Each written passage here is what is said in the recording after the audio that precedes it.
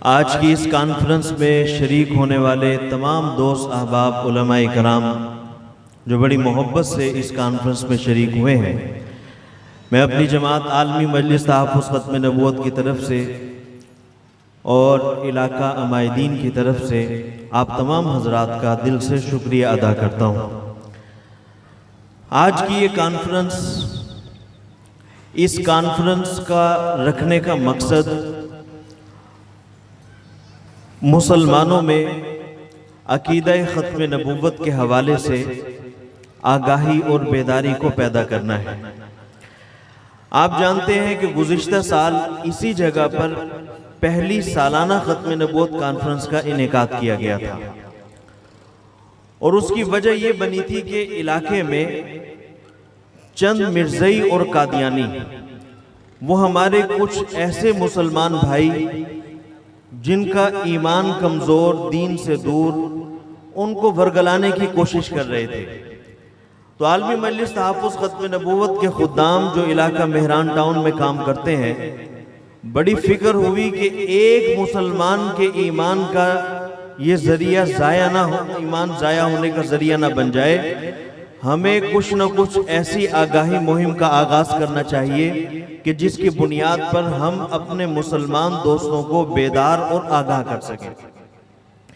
चुनांचे गुज़िश्ता साल उस पहली ख़त्म नबूवत कॉन्फ्रेंस का इनेकाद किया गया। इस कॉन्फ्रेंस में उस वक़्त जहां अकाबिर पाकिस्तान से तशरीफ़ लाए, वहां इलाका के गयूर मुसलमानों ने भरपूर शिरकत की और इस बात का अहद किया कि इंशाअल्लाह ताला गली गली, कूचे कूचे में हम हुजूर सल्लल्लाहु अलैहि वसल्लम की इज्जत और नामूस का तहफ़्फ़ुज़ करेंगे। और अल्हम्दुलिल्लाह फिर ये हुआ कि उस कॉन्फ्रेंस के बाद ये मजलिस के खुद्दाम खामोशी से बैठे नहीं कि जनाब एक प्रोग्राम हो गया उसके बाद हम खामोशी इख्तियार कर लें। नहीं, ये नहीं हुआ। हमारे आलमी मजलिस तहफ़्फ़ुज़ ख़त्म नबूवत के मरकज़ी रहनुमा हज़रत मौलाना काजी एहसान अहमद साहब दामत फ़यज़ुहुल आलिया एक दफ़ा दफ्तर में फरमाने लगे कि भाई याद रखो, ये ख़त्म नबूवत का काम कोई हादसाती काम नहीं है कि जनाब कोई वाक़या हुआ और हम जमा हो गए और उस वाक़ये के तदारुक के बाद फिर जनाब पता ही नहीं कि ख़त्म नबूवत का काम कैसे करना है। नहीं, ये हादसाती काम नहीं है। ये काम ऐसा है कि मुस्तकिल बुनियादों पर हमने अपने ईमान पर और मुसलमानों के ईमान पर पहरा देना है। मुस्तकिल इस मेहनत को करना है और मुस्तकिल इस मेहनत को करते रहेंगे। आप मुझे, मैं आपको याद दिलाता रहूंगा, हुजूर आखिरी नबी हैं, उनके बाद कोई नबी इस दुनिया में नहीं आएगा। तो ये मुसलमान भी जागता रहेगा, मेरे ईमान का तहफ़्फ़ुज़ भी होता रहेगा और आम मुसलमानों तक ये बात पहुंचती रहेगी। तो वो तसलसल जनाब चला और अल्हम्दुलिल्लाह उसके अगले दिनों में पूरे इलाके मेहरान टाउन की मसाजिद में छोटे छोटे प्रोग्रामों का इनेकाद किया गया। नमाज के बाद ये तरतीब और नज़म बनाया गया कि हर मस्जिद में कुछ न कुछ ख़त्म नबूवत की आगाही होती रहे, बात चलती रहे। और अल्हम्दुलिल्लाह पूरा साल ये बात चलती रही। किसी न किसी उन्वान से ख़वातीन तक बात पहुंची, बच्चों तक बात पहुंचाई गई, ख़त्म नबूवत के पैगाम को समझाया गया। और अल्हम्दुलिल्लाह वो गुज़िश्ता साल कॉन्फ्रेंस और आज उसी का तसलसल, ये आज हम इसी चौक चौराहे पर जमा होकर खुलेआम ये दर्स देना चाहते हैं, ये बताना चाहते हैं कि कादियानी मिर्ज़ाई वो कितना कुछ भी कर लें, लेकिन हम उन्हें सरेआम दावत देते हैं कि आओ और हुजूर अकरम सल्लल्लाहु अलैहि वसल्लम के दामन से वाबस्ता हो जाओ। तुम छुपकर मुनाफिकों की तरह मुसलमानों पर वार ना करो। अगर कोई बात दलील की मुनासबत से चाहिए तो हम तुम्हारे सामने हाजिर हैं।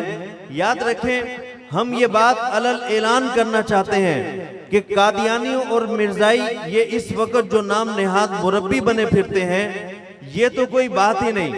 इनका खलीफा उस वक्त का नाम नेहाद लाट पादरी मिर्जा नासिर उस वक्त 74 में असेंबली में आया था, तो अल्हम्दुलिल्लाह हमारे उलमा ने दलाइल की बुनियाद पर मुकाबला किया था और 13 दिन तक पाकिस्तान की पार्लियामेंट में बहस चली। 13वें दिन जब कादियानियत कोई जवाब न दे सकी तो बिल इत्तिफाक तमाम पार्लियामेंट के मेंबरान ने कहा कि कादियानी और उसके मानने वाले काफिर हैं, इनका दीन से इस्लाम से कोई ताल्लुक नहीं। तो लिहाजा दलाइल की तो बात ही नहीं है। दलाइल की बुनियाद पर ये जंग असेंबली में 74 में हमसे हार चुके हैं, दलाइल की बात नहीं है।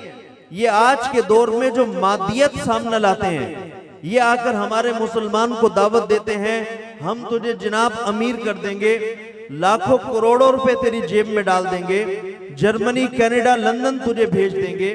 इस तरीके से ये बातिल नजरियात को फैलाने के लिए मादियत को सामने लाते हैं, उसका सहारा लेते हैं। हम आज कहना चाहते हैं, सरेआम कहना चाहते हैं कि वो कादियानी और मिर्जाई जो हमारी इस गुफ्तगू को सुन रहे हो, हम सरेआम ये जलसे के तौर पर उन्हें दावत देते हैं कि आओ, आज भी तुम्हारे पास वक्त है और आकर नबी पाक सल्लल्लाहु अलैहि वसल्लम के दामन रहमत से वाबस्ता हो जाओ।